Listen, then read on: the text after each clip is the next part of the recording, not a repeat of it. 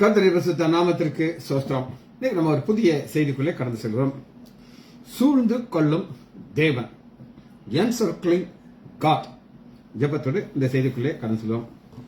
தேவா பிரசன்னம் தாருமே, தேடிவும் பாதம் தொழுகிறாம். தேவா பிரசன்னம் தாருமே, தேடிவும் பாதம் தொழுகிறாம். வானம் அமாது சிங்காசனம், பூமி அமாது பாதஸ்தலம். வானம் அமாது சிங்காசனம், பூமி அமாது பாதஸ்தலம். பானெந்து கோனெந்து தொழுகிறோம், காணெந்தமை கண் பாருமே. பானெந்து கோனெந்து தொழுகிறோம், காணெந்தமை கண் பாருமே. தேவா பிரசன்னம் தாருமே, தேடிவும் பாதம் தொழுகிறோம். சாரோனி ரோஜா லிலி புஷ்பம், சாந்த சொரூபி ஏசுவே. சாரோனி ரோஜா லிலி புஷ்பம், சாந்த சொரூபி என் இயேசுவே. ஆயிரம் பேர்களில் சிறந்தோராம் ஆண்டவரை தொழுகிறோம். ஆயிரம் பேர்களில் சிறந்தோராம் ஆண்டவரை தொழுகிறோம். உபா ரரி ரரா ரிப்பர ரிகரி ரரா. வானம் அமாது சிங்காசனம், பூமி அமாது பாதஸ்தலம். வானம் அமாது சிங்காசனம், பூமி அமாது பாதஸ்தலம். பானெந்து குனிந்து தொழுகிறோம், காணெந்தமை கண் பாருமே.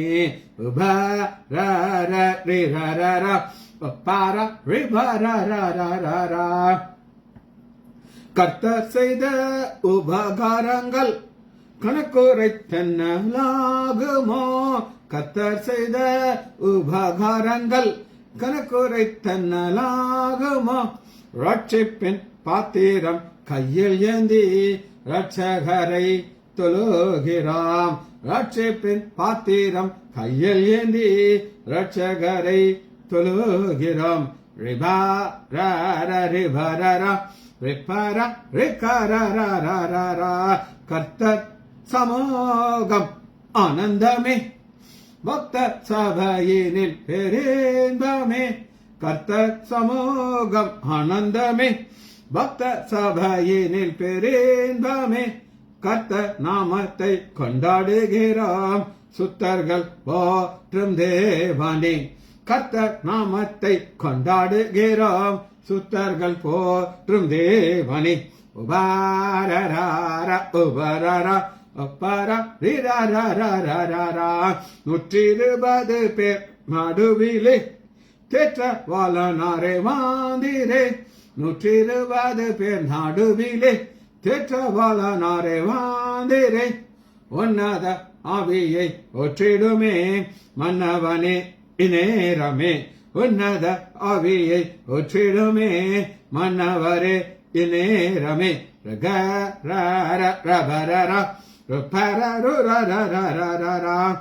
எப்போ வருவீர் என் இயேசுவே, எங்கி என் உள்ளம் தேடுதே. எப்போ வருவீர் என் இயேசுவே, எங்கி என் உள்ளம் தேடுதே. பாரந்து விரைந்து தீவிரமே இறங்கி வாரும் இயேசுவே. இயேசுவே நாமத்தினாலே ஜெபங்கள் பிதாவே, ஆமென். கர்த்தர் பரிசுத்த நாமத்திற்கு ஸ்தோத்திரம். பாலசுந்தரி பிரைஸ்லாட், நாகரத்னம் அம்மாள் பிரைஸ்லாட், ஆரோக்கியராஜ் பிரதர் பிரைஸ்லாட். ஒரு புதிய செய்திக்குள்ள வருகிறோம். இங்கிலீஷ்ல என்சர்க்லிங் காட், தமிழ்ல சூழ்ந்து கொள்ளும் தேவன்.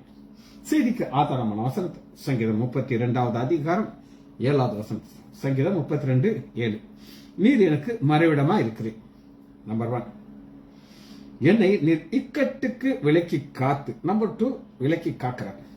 3வது, ரட்சணிய பாடல்கள் என்னை சூழ்ந்து கொள்ளும்படி செய்கிறார். ரட்சணிய பாடல்கள் சூழ்ந்து கொள்ளும்படி செய்கிறார். இது ஆண்டவர் நமக்கு ஒரு பாதுகாப்பு வளையத்தை வச்சிருக்கிறோம். என் சர்க்கிள். இந்த என் சர்க்கிள் என்ன இருக்கு அப்படின்னா ஒரு சந்தோஷம் இருக்கு. எப்ப பாட முடியும்? சந்தோஷமா இருக்கும், சங்கீதம் பாடுவோம். ஒருத்தருடைய ஃபேஸை பார்த்து நம்ம ஃபேஸ் ரீட் பண்ணணும். கக்கா பக்கா எல்லாரும் சிரிக்க முடியாது. சிரிக்கிறான்னா உள்ள வந்து ஹாப்பியா இருக்கான்னு அர்த்தம். இது எப்போ முடியும் அப்படின்னு கேட்டீங்கன்னா 6வது. இதற்கு சகாயம் கிடைக்கும் காலத்திலே பக்தி உள்ளவனும் சகாயம்ங்கிறது என்ன அப்படின்னு ஹெல்ப். இந்த ஹெல்ப் உன்னதத்திலிருந்து வர்ற ஹெல்ப். அதனாலதான் சந்தோஷமாக பாட முடியும். நம்பர் 1, பக்தி உள்ளவன் எவனும் உண்மை நோக்கி விண்ணப்பம் செய்யும். பக்தி உள்ளவன்கிறது என்னன்றது இன்னைக்கு ஒரு சம்பவத்தை நான் சொல்றேன் உங்களுக்கு. எனக்கு தெரிய ஒரு முஸ்லீம் பையன், அவங்க ஜென்ரேஷன் 3 ஜென்ரேஷன் 4 தலைமுறையா எனக்கு தெரியும். இந்த பையனை பார்த்தோன்னே கண்டுபிடிச்சிட்டேன். அவன் கையை அப்படி காட்டலாம், இங்க ஒரு ரவுண்டா புண்ணு இருக்கு. சார் நான் என் கையில தீப்பட்டுச்சு அப்படின்னு. நீ எங்கேயோ சூடத்தை வச்சு சத்தியம் பண்ணியிருக்க அப்படின்னு நான் சொன்னேன். சூடத்தை வச்சு சத்தியம் பண்ணல, கடவுளுக்கு அப்படி ஆராதனை செஞ்சேன், அப்படி கையில வச்சு ஆராதனை பண்ணேன் அப்படின்னு சொல்லி. என்னைய உங்க இதுல ஆராதனைலாம் கிடையாது இல்லப்பா அப்படின்னு சொல்லி உடனே ஒரு இந்து சாமி பேரை சொல்லிட்டு அந்த கடவுளை தான் நான் இப்ப ஃபாலோ பண்றேன். இவங்க அப்படி ஒரு பக்தி உள்ள குடும்பம் எனக்கு நல்லா தெரியும். அது அவங்க பாட்டியெல்லாம் அப்படியே ஃபயரா இருப்பாங்க அவங்க மதத்துல. நான் சொன்னேன், உன் பாட்டிக்கு தெரியுமான்னு சொன்னேன். ஒன்னும் சொல்ல மாட்டேங்கிறான். அவங்கள என்னுடைய பேஷண்ட். 3 தலைமுறையா எங்களுக்கு அவங்களுக்கு தெரியும். இது பக்தி உள்ள ஒரு சந்ததி அப்படின்னு பார்க்கணும். ஆனா டைரக்ஷன் மாறிடுச்சு. அதான் பாருங்க, பக்தி உள்ளவன் எவனும் உம்மை நோக்கி விண்ணப்பம் செய்வான், அப்பொழுது மிகுந்த ஜலப்பிரளயம் வந்தாலும் அது அவனை அணுகாது. மிகுந்த ஜலப்பிரளயம் வந்தாலும் அணுகாது. காரணம் இங்க நம்ம பார்க்கிறோம். சங்கீதம் 32வது அதிகாரம் 7, நீர் எனக்கு மறைவிடமா இருக்கு, ஏகப்பட்ட பிரச்சனை வருது, என்னை அணுகாது. அதுதான் நம்ம ரட்சணிய பாடல்கள் என்னை சூழ்ந்து கொள்ளும்படி செய்து, இது அவர் செய்வது. நம்ம எப்படி இருக்கணும் அப்படின்னு கேட்டீங்கன்னா வாசிப்போமா. ஃபர்ஸ்ட் ஒரு மறைவிடத்தை நான் உங்களுக்கு காட்டுறேன். இந்த மறைவிடங்கிறது என்னன்றதை முதல் நான் உங்களுக்கு சொல்றேன். சங்கீதம் 91வது அதிகாரத்தில் ஒரு ஷெல்டர் பார்க்கணும். சங்கீதம் 91வது அதிகாரம், உன்னதமானவருடைய மறைவில் இருக்கிற சர்வன். உன்னதமானவருடைய மறைவு. ஒரு பாஸ்டர் தன்னுடைய சாட்சியை சொல்லுகிறார். என்ன சொல்லுகிறார் அப்படின்னு கேட்டீங்கன்னா, ஒரு பெரிய கோடீஸ்வரன், இவனபடிய கோடீஸ்வரன் அமெரிக்காவில் பார்க்க முடியாது. அவர் என்ன பண்ணியிருக்காருன்னா, ஒரு பங்கர் கட்டியிருக்காரு. பங்கர்னா என்ன அர்த்தம் கேட்டீங்கன்னா, ஒரு யுத்தம் வருது. யுத்தம் வரும்போது ஒரு பாம்பு போட்டான்னு இவங்க அப்படியே அழிஞ்சு வரும். அதனால இவர் பல கோடி செலவழிச்சு பெரிய குழியை தோண்டி அதற்குள்ள air condition etcetera etcetera etcetera என்னென்னலாம் இருக்க முடியுமோ எல்லாத்தையும் பெட்ரூம். சொல்றாரு, எனக்கு 4 பிள்ளைகள், எனக்கு என் மனைவிக்கும் ஒரு பெட்ரூம், 4 பசங்களுக்கு 4 பெட்ரூம், பிளஸ் 2 கெஸ்ட் பெட்ரூம். சொந்தக்காரங்க வந்து அவங்கள எங்க வைக்கிறது, என் பெட்ரூம் வைக்க முடியாது. எல்லாம் செலவழிச்சிட்டு அதை பிரதிஷ்டை பண்றதுக்காண்டி இந்த பாஸ்டர் கூப்பிட்டுருக்காரு. பாஸ்டர் ஒவ்வொரு இடமா காட்டுறாரு, இப்படி இப்படி இப்படி இப்படி இப்படி இப்படி எல்லாத்தையும் காட்டுறாரு. அவர்கிட்ட பாஸ்டர் சொல்றாரா, இதுக்கு நீங்க எவ்வளவு செலவழிச்சீங்க?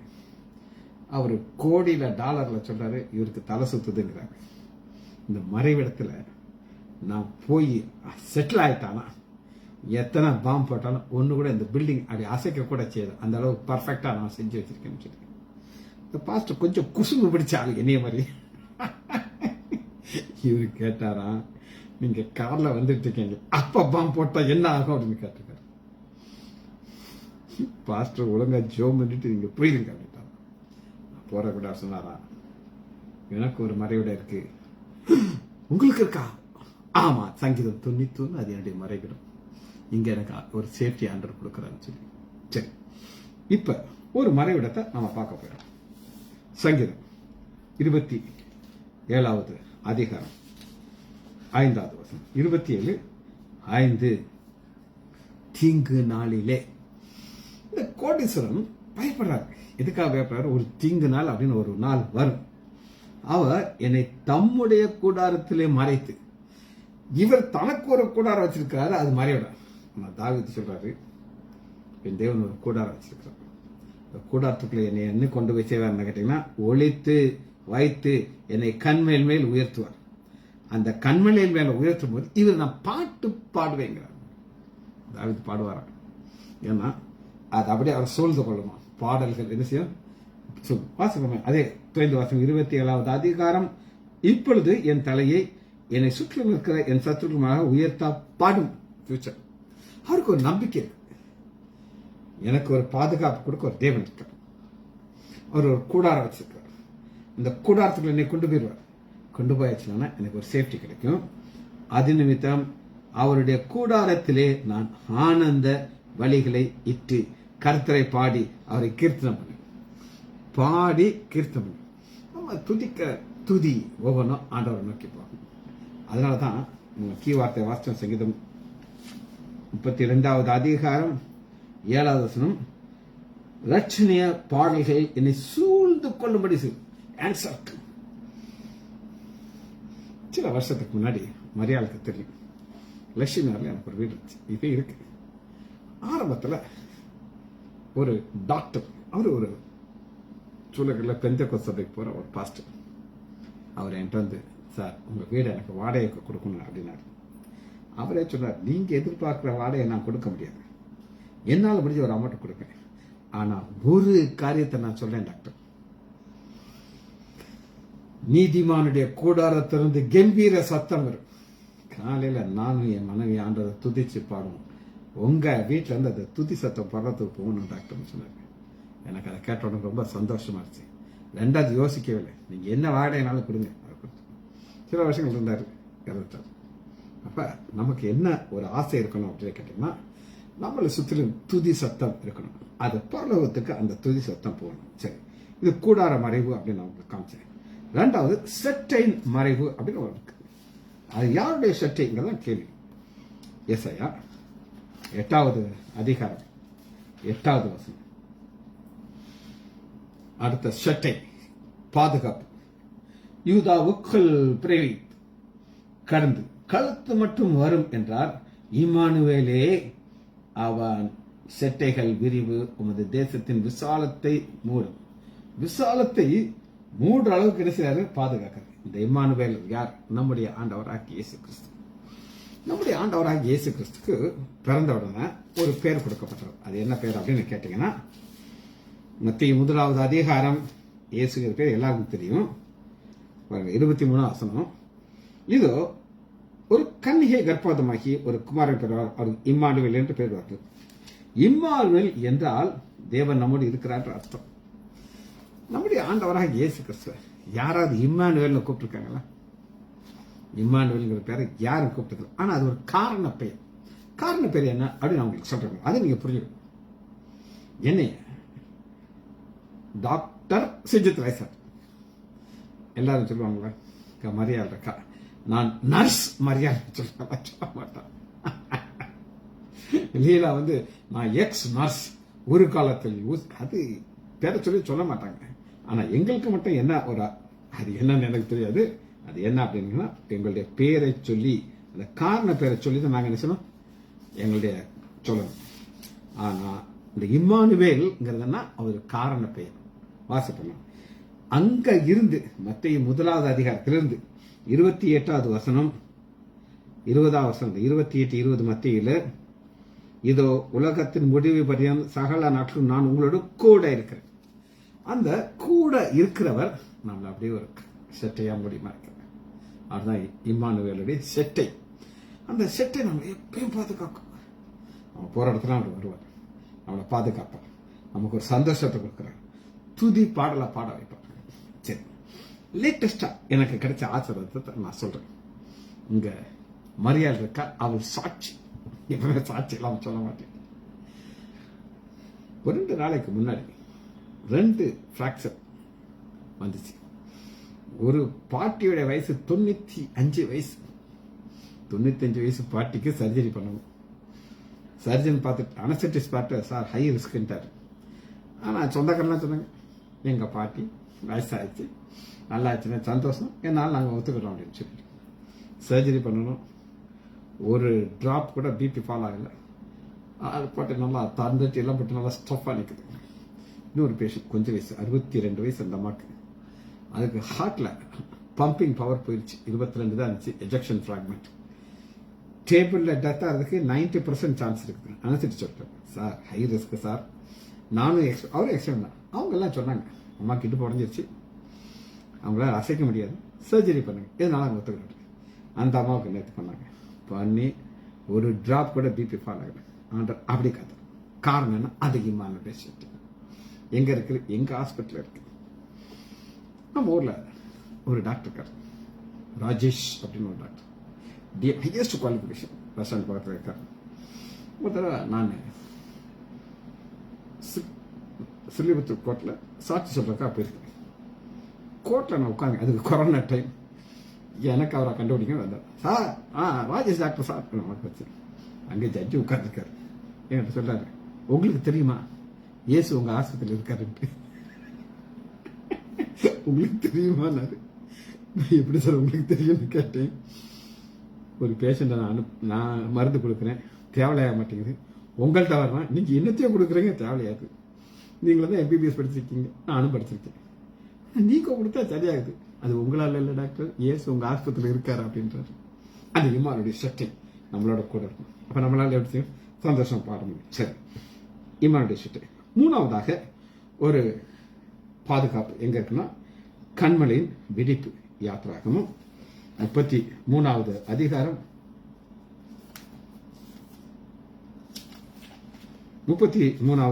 22வது வசனம். என் மகிமை கடந்து போகும் பொழுது நான் உன்னை அந்த கண்மலையின் வெடிப்பு நடந்து என் கருத்தில் உன்னை மூடுவேன். மோசேக்கு ஒரு ஆசை, எல்லாருக்கும் ஆசை இருக்குமா இருக்காதா? மோசேக்கு இந்த ஆசை என்ன ஆசை அப்படின்னு கேட்டீங்கன்னா, உமது மகிமை எனக்கு காண்பித்தல். சொல்றாரு, நான் உன் மேல கிருபையா இருப்பேன். அப்ப மோசேக்கு ஆசை ஆண்டுடைய மகிமையை பார்க்கணும். அந்த ஆசையை அவர் அடுத்து அவர் எப்படி வெளிப்படுத்துகிறார் அப்படின்னு கேட்டீங்கன்னா, இன்னொரு பாயிண்ட்ல அதை வெளிப்படுத்துகிறார். எப்படி வெளிப்படுத்துகிறார் அப்படின்னு கேட்டீங்கன்னா, உபாகமம் 4வது அதிகாரம் 25வது வசனம். நான் கடந்து போய் என் வாழ்க்கையை முடிச்சுட்டு போய், என் வாழ்க்கை முடிஞ்சதுக்கு அப்புறம் யோர்தானுக்கு அப்புறத்தில் உள்ள அந்த நல்ல தேசத்தில் உள்ள நல்ல தேசத்தையும் நல்ல மலையையும், நல்ல மலை, நல்ல மலைன்னா எது? நல்ல என்ன உங்களுக்கு தெரியுமா? நல்ல என்ன தெரியும்? அதே தெரியாது உங்களுக்கு. ஆனா நல்ல மலைங்கிறது என்ன அப்படின்னு கேட்டீங்கன்னா, எடுத்துக்கொள்ளுமா, லூக்கா 9வது அதிகாரம்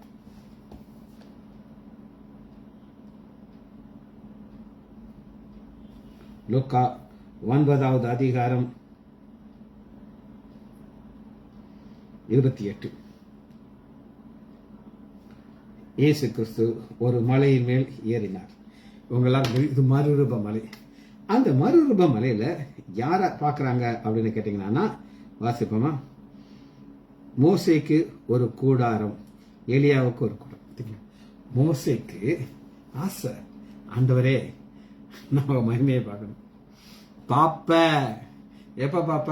நல்ல மலையில பாப்ப. அந்த மலை மறுரூப மலையில அங்க ஆண்டவராகி இயேசு கிறிஸ்துவை பார்க்கிறாரு. இது கண்மலையின் அனுபவம். சரி, நமக்காக ஆண்டவர் ஒரு காரியத்தை ஆயத்தம் பண்ணி வைத்திருக்கிறார். என்ன ஆயத்தம் பண்ணி வைத்திருக்கிறார் அப்படின்னு 1 கொரிந்தியர் 2வது அதிகாரம் 7வது வசனம். 1 கொரிந்தியர் 2:7. உலக தோற்றம் முன்னே தேவன் நம்முடைய மகிமைக்காக நம்முடைய மகிமைக்காக. இப்ப நம்ம ஒரு ரட்சணிய பாடல் சூழ்ந்து கொள்றத பார்க்கணும். என்ன ரட்சணிய பாடல்? நம்ம காலையில் எத்தனை பேர் செய்தி கேட்டீங்கன்னு எனக்கு தெரியாது. ராஜாவும் பிரசன்னம் போதுமையா, எப்போதும் எனக்கு போதுமையா. இயேசு ராஜாவும் பிரசன்னம் போதுமையா, எப்போதும் எனக்கு போதுமையா. பிரசன்னம் பிரசன்னம் தேவ பிரசன்னம். இது காலையில பண்ணு. இப்ப பண்ணுது, தேவா பிரசன்னம் தாருமே, தேடிவும் பாதம் தொழுகிறோம். வானம் உமது சிங்காசனம், பூமி உமது பாதஸ்தலம், பணிந்து கொனிந்து தொழுகிறோம், கனிந்தமை கண் பாருமே. பிரசனம் இது பாடல் சூழ்ந்து கொண்டிருக்கிறது. காரணம், நன்மை செய்தார் நமக்கு. இது நமக்காக ஒரு காயத்தை ஆயத்தம் பண்ணி வைத்திருக்கிறார். அது மறைக்கப்பட்ட ரகசியமா இருக்கிறது. அது பிரபஞ்சத்தின் தேவன் அறிவில்லை. இது என்ன அப்படின்னு கேட்டீங்கன்னா, நம்ம ஓட்டத்தை ஓடுறோம். ஓட்டத்தை முடிச்சுட்டு வெளிப்படுத்துகிறேன். 7வது அதிகாரம்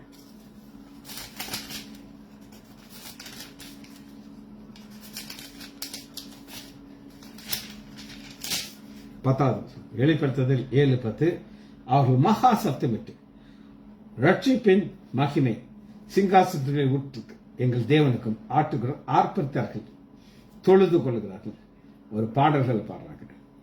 இது பாடல்கள் சூழ்ந்து கொண்டிருக்கிறது. இந்த ஓட்டத்தை ஓடும்போது இதுதான் நமக்கு கிடைக்கிற ஒரு ஆசீர்வாதம். இந்த பாதுகாப்பு நமக்கு எங்க போய் சேர்க்கும் அப்படின்னு கேட்டீங்கன்னா, நம்ம எங்க ஆண்டவர் கொண்டு போய் சேர்க்கணும்னு நினைக்கிறாரோ அங்க வரப்போறார். சரி, பாடல்கள் சூழ்ந்திருக்கு. அடுத்து யார் சூழ்ந்திருக்கிறார்கள் அப்படின்னு கேட்டீங்கன்னா, நீதிமொழிகள் எடுத்துக்கொள்ளுங்க.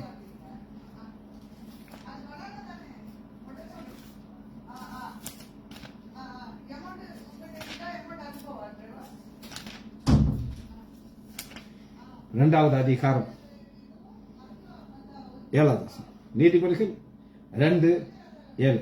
அவர் நீதிமானுக்கு என்று, எல்லாருக்கும் நீதிமான்கள் சங்கீதமா பாடுவாங்க, அவங்களுக்கு என்று மெய் ஞானத்தை வைத்திருக்கிறார், உத்தம நடக்கு அவர் கேடகமா இருக்கிறார். நீதிமொழிகள்ல வர்றது என்ன, அவரை சூழ்ந்து கொள்கிறார் கேடகம். இப்ப ஒரு ராய்ட் நடக்குது. ராய்ட் தெரியுமா உங்களுக்கு? அங்கிருந்து ஒரு கல்லை வெட்டிடுவாங்க. இந்த போலீஸ் கையில ஒரு ஷீல்டு மாதிரி வச்சிருப்பாங்க. நாங்க சின்ன பசங்களா இருக்கும்போது மூங்கில வச்சிருப்பாங்க. இப்ப ஃபைபர் கிளாஸ் அப்படி வச்சுன்னா ஒரு கல்லோட மேல உள்ளது. ஆனா பின்னாடி இருந்து ஒருத்தர் குத்துற வச்சுட்டு போயிடும். ஒரு பாம கருத்து தூக்கிட்டு அப்படி பப்பரமாயிடும். ஆனா இங்க அப்படி கிடையாது. சங்கீதங்கள் ரச்சனைய பாடல் சூழ்ந்தது. இங்க ஆண்டவர் சார் ஒரு கேடகமா சூழ்ந்து கொள்கிறார். ஆனா இது நீதிமானுக்கு என்று ஒரு கேடகத்தை வச்சிருக்கிறார். இந்த கேடகத்துல நம்முடைய ஆண்டவராக இயேசு கிறிஸ்து ஒரு கஷ்டமான பாதையின் வழியாக போனார். அது எந்த பாதையின் வழியாக போனார் அப்படின்னு கேட்டீங்கன்னா, சங்கீதம் 22வது அதிகாரம்